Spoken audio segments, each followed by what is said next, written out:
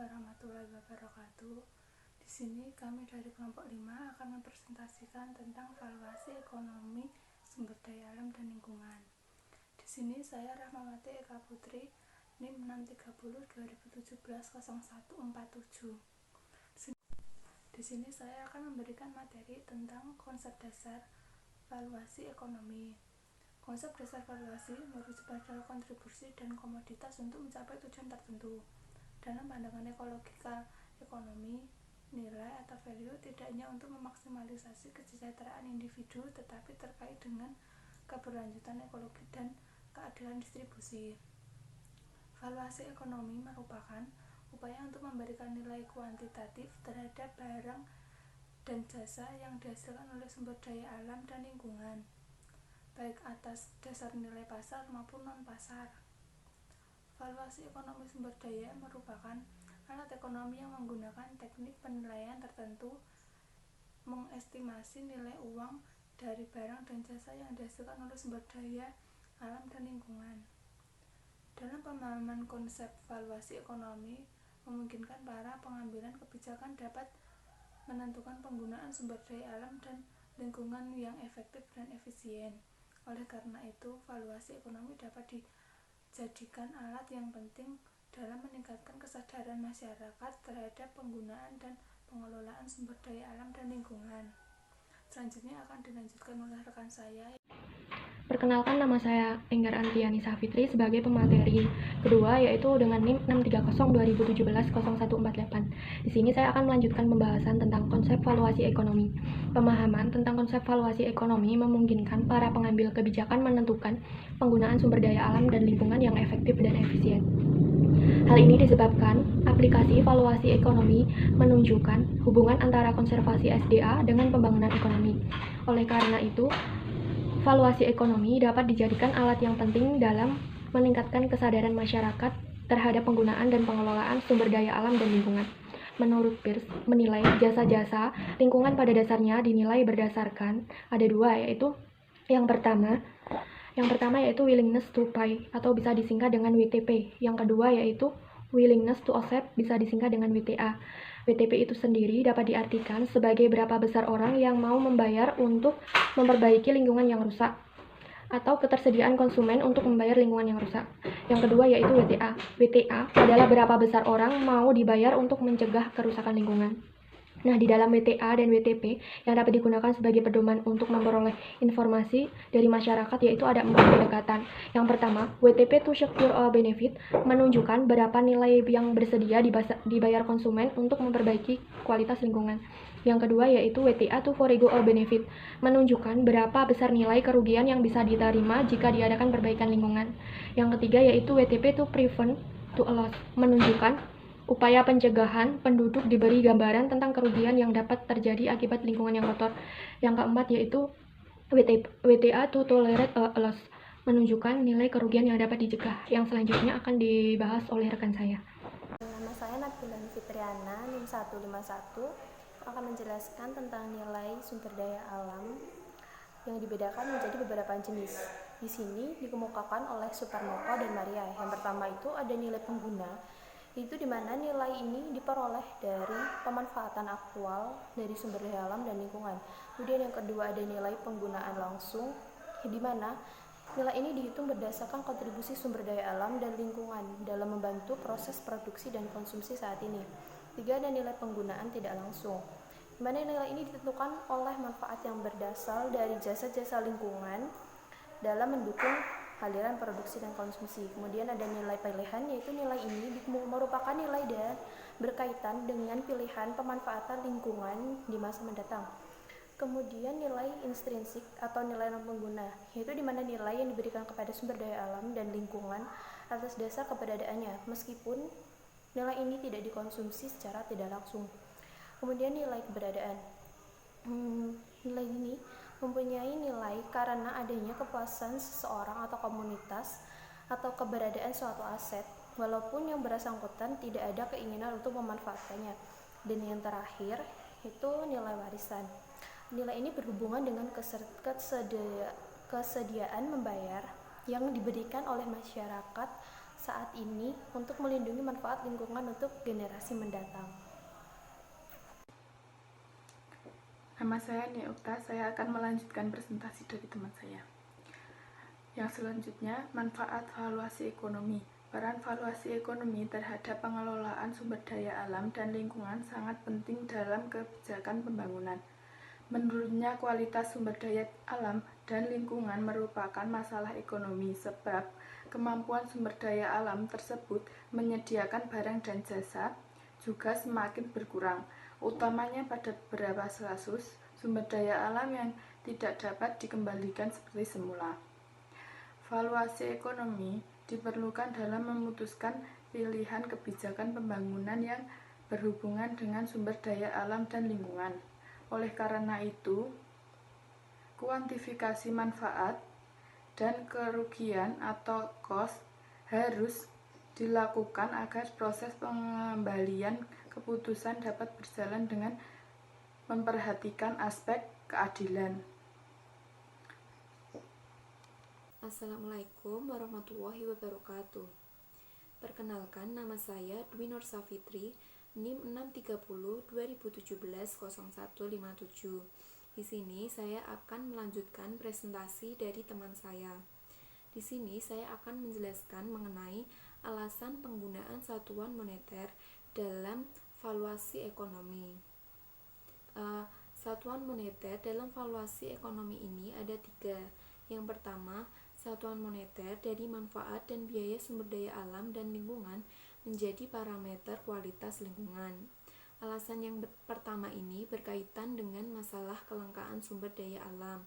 Masalah kelangkaan sumber daya alam atau jenis spesies tertentu akibat pembangunan akan memperoleh nilai moneter yang rendah. Yang kedua, satuan moneter dapat digunakan untuk menilai tingkat kepedulian seseorang terhadap lingkungan. Alasan kedua ini berkaitan dengan monetarisasi keinginan atau kesediaan seseorang untuk membayar bagi kepentingan perbaikan lingkungan. Dan yang terakhir, satuan moneter dapat dijadikan sebagai bahan pembanding secara kuantitatif terhadap beberapa alternatif pilihan penggunaan sumber daya alam. Alasan ketiga ini berkaitan dengan aspek decision making dalam pemanfaatan sumber daya alam dan lingkungan, di mana satuan moneter dapat digunakan sebagai salah satu indikator pengambilan keputusan. Sekian presentasi dari alasan penggunaan satuan moneter dalam valuasi ekonomi. Selanjutnya akan disampaikan oleh Mbak Erin. Wassalamualaikum warahmatullahi wabarakatuh. Assalamualaikum warahmatullahi wabarakatuh. Saya Erin Vitasari akan melanjutkan mengenai metode valuasi SDA dan lingkungan yang dibedakan menjadi 2, yaitu pendekatan fungsi permintaan dan pendekatan selain fungsi permintaan. Nah, di sini saya akan menjelaskan yang pendekatan fungsi permintaan. Yang pertama ada metode dampak produksi. Ini menghitung manfaat konservasi atau pelestarian lingkungan dari sisi kerugian yang ditimbulkan akibat adanya suatu kebijakan proteksi atau perlindungan. Jadi, itu menjadi dasar dalam pembayaran kompensasi bagi properti masyarakat yang dibeli pemerintah untuk tujuan tertentu, misalnya untuk pembangunan sarana umum.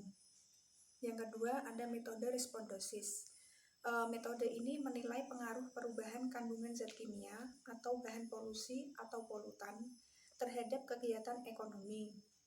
Misalnya itu tingkat pencemaran air yang akan mempengaruhi pertumbuhan makhluk air, menurunkan manfaat kegunaan air. Kemudian yang ketiga, ada metode pengeluaran preventif. Pada metode ini, nilai eksternalitas lingkungan dari suatu kegiatan dihitung dengan melihat berapa sih biaya yang disiapkan oleh seseorang untuk menghindari dampak negatif dari penurunan kualitas lingkungan. Misalnya itu pembuatan terasering untuk mencegah erosi di daerah dataran tinggi.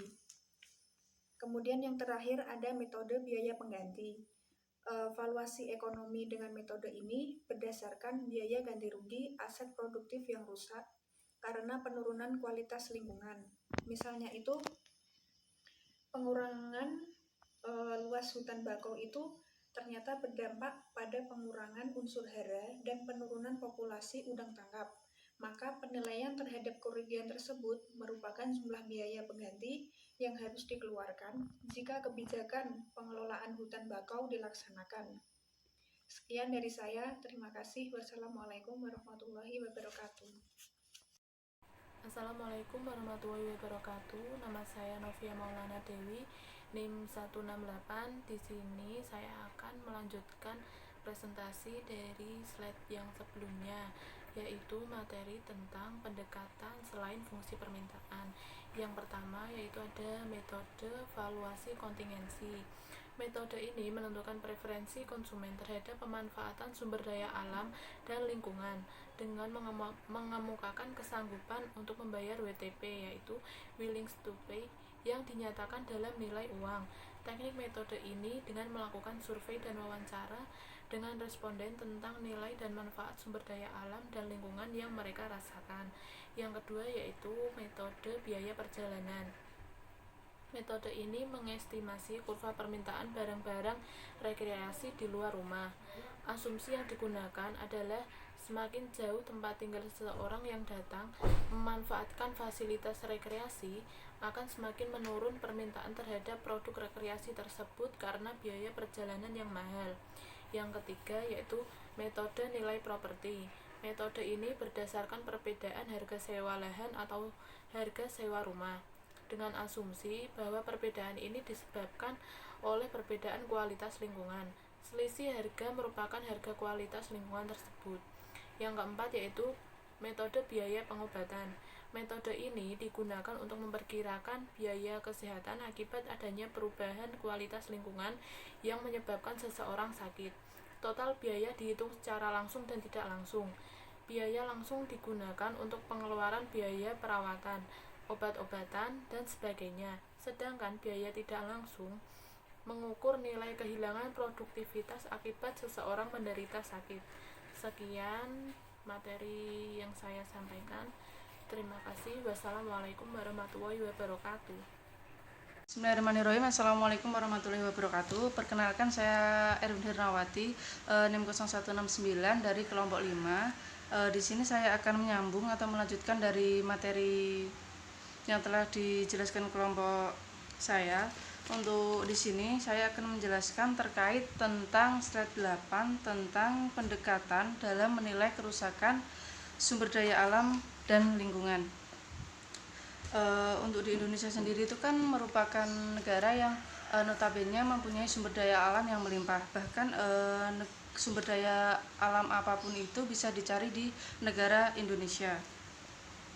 Kemudian dengan sumber daya alam yang banyak itu, seharusnya negara kita itu mempunyai neraca sumber daya alam yang mana neraca tersebut bisa intinya itu bisa mengukur atau mengukur tentang seberapa banyak sih kita harus menggunakan sumber daya alam itu agar sumber daya alam itu tidak mengalami kelangkaan serta kerusakan alam.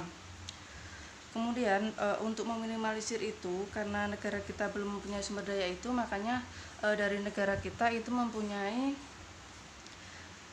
penilaian tersendiri atau kriteria sendiri yang tidak memakai neraca tersebut, tapi menggunakan 4 pendekatan. Yang pertama yaitu ada pendekatan kesejahteraan. Untuk pendekatan kesejahteraan sendiri itu dapat dilihat dari 4 indikator. Yang pertama, maksud saya 3 indikator. Maksud saya jumlah dan pemerataan pendapatan. Jadi ketika kita mengolah sumber daya alam itu, ketika pendapatan atau pendapatan masyarakat itu sudah bisa dikatakan bisa mencukupi dari kebutuhan masyarakat itu sendiri, maka itu bisa dikatakan dari kesejahteraan. Kemudian dari pendidikan yang mudah dijangkau. Yang ketiga yaitu ada kualitas kesehatan yang meningkat. Kemudian untuk pendekatan yang kedua yaitu ada pendekatan berdasarkan prinsip biaya penuh. Pendekatan ini mengacu pada prinsip bahwa penggunaan sumber daya alam harus membayar seluruh biaya yang diakibatkan oleh perubahan pada sistem sumber daya alam itu sendiri. Kemudian yang ketiga yaitu ada pendekatan berdasarkan biaya pemulihan. Untuk terkait hal ini, pendekatan ini membahas tentang perhitungan biaya berdasarkan berapa banyak sih biaya yang dikeluarkan untuk melakukan restorasi terhadap lingkungan yang mengalami kerusakan. Jadi dalam hal ini kita itu harus menghitung berapa banyak sih atau berapa besar sih kerusakan atau kerugian yang kita tanggung dari akibat eksplorasi dari sumber daya alam itu sendiri. Jika kerusakan itu bisa dikatakan banyak, maka otomatis kan restorasi atau biaya yang kita keluarkan itu juga banyak.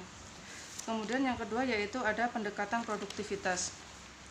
Di sini pendekatan ini mengacu kepada penentuan ganti rugi berdasarkan perubahan produktivitas sebelum dan setelah terjadi kerusakan lingkungan. Jadi namanya eksplorasi itu kan setelah kita menemukan sesuatu yang bisa kita eksplorasi dan setelah kita mengeksplorasinya dalam jangka waktu yang lama, otomatis kan produktivitas yang kita dapatkan dari eksplorasi itu akan menurun dalam jangka waktu tertentu gitu. Misalnya gini, contohnya di negara kita itu kan merupakan negara yang pengekspor minyak dari kelapa sawit yang lumayan besar. Itu merupakan ekspor andalan dari negara kita. Bisa dilihat dari data kemarin itu ada penurunan sekitar berapa persen dari produktivitas minyak kelapa sawit kita. Mungkin itu yang bisa saya sampaikan. Untuk materi selanjutnya akan disampaikan teman yang berikutnya. Dari akibat eksplorasi dari sumber daya alam itu sendiri, jika kerusakan itu bisa dikatakan banyak, maka otomatis kan restorasi atau biaya yang kita keluarkan itu juga banyak. Kemudian yang kedua yaitu ada pendekatan produktivitas. Di sini pendekatan ini mengacu kepada penentuan ganti rugi berdasarkan perubahan produktivitas sebelum dan setelah terjadi kerusakan lingkungan. Jadi namanya eksplorasi itu kan setelah kita menemukan sesuatu yang bisa kita eksplorasi dan setelah kita mengeksplorasinya dalam jangka waktu yang lama, otomatis kan produktivitas yang kita dapatkan dari eksplorasi itu akan menurun dalam jangka waktu tertentu gitu. Misalnya contohnya di negara kita itu kan merupakan negara yang pengekspor minyak dari kelapa sawit yang lumayan besar. Itu merupakan ekspor andalan dari negara kita. Bisa dilihat dari data kemarin itu ada penurunan sekitar berapa persen dari produktivitas minyak kelapa sawit kita. Mungkin itu yang bisa saya sampaikan. Untuk materi selanjutnya akan disampaikan teman yang berikutnya. Saya Alfa Latifah Rifa NIM 0179 akan melanjutkan pembahasan mengenai aplikasi metode valuasi, di mana aplikasi metode valuasi ini terdiri dari beberapa bagian. Yang pertama itu ada metode dampak produksi. Metode ini digunakan untuk menghitung manfaat konservasi lingkungan dari sisi kerugian akibat adanya suatu kebijakan. Metode ini juga digunakan sebagai dasar pembayaran kompensasi bagi masyarakat untuk tujuan tertentu. Contohnya seperti kompensasi bagi petani yang tanahnya difungsikan atau dialihkan untuk tujuan pembangunan. Yang kedua itu ada metode respon basis. Metode ini digunakan untuk melihat perubahan kualitas sumber daya alam dan lingkungan yang mempengaruhi produktivitas dan biaya produksi, sehingga akan berpengaruh terhadap harga dan produksi. Contohnya seperti perubahan produktivitas lahan akibat pemanfaatan sumber daya yang melampaui daya dukung lahan itu. Yang ketiga itu ada metode biaya pengganti. Metode biaya pengganti ini didasarkan pada biaya ganti rugi aset produktif yang rusak karena penurunan kualitas lingkungan atau kesalahan pengelolaan, sehingga masyarakat harus menerima kerugian atau masyarakat harus membayar sejumlah tertentu untuk mendapatkan kembali barang atau jasa yang hilang. Misalnya itu seperti pengurangan luas hutan bakau yang berdampak terhadap pengurangan unsur hara dan penurunan populasi udang tangkap. Maka penilaian terhadap kerugian tersebut merupakan jumlah biaya pengganti yang harus dikeluarkan jika kebijakan pengelolaan hutan itu berlaku. Kemudian yang keempat ada teknik biaya pencegahan. Metode ini nilai lingkungan dihitung berdasarkan apa yang disiapkan oleh seseorang atau sekelompok masyarakat untuk upaya pencegahan kerusakan lingkungan seperti pembuatan terasering untuk mencegah erosi di daerah berlereng atau dataran tinggi. Yang kelima ada metode valuasi kontingen. Metode valuasi sumber daya alam dan lingkungan ini dengan cara menanyakan secara langsung kepada konsumen tentang nilai manfaat SDA dan lingkungan yang mereka rasakan. Jadi metode valuasi kontingen ini dilakukan dengan cara wawancara. Yang kemudian itu ada pendekatan biaya perjalanan. Metode biaya perjalanan ini didasarkan pada asumsi bahwa konsumen menilai tempat rekreasi berdasarkan pada biaya yang dikeluarkan untuk dapat sampai ke tempat tujuan, termasuk biaya perjalanan sebagai biaya oportunitas. Mungkin cukup sekian presentasi dari kami. Apabila ada kesalahan, kami mohon maaf yang sebesar-besarnya. Wassalamualaikum warahmatullahi wabarakatuh.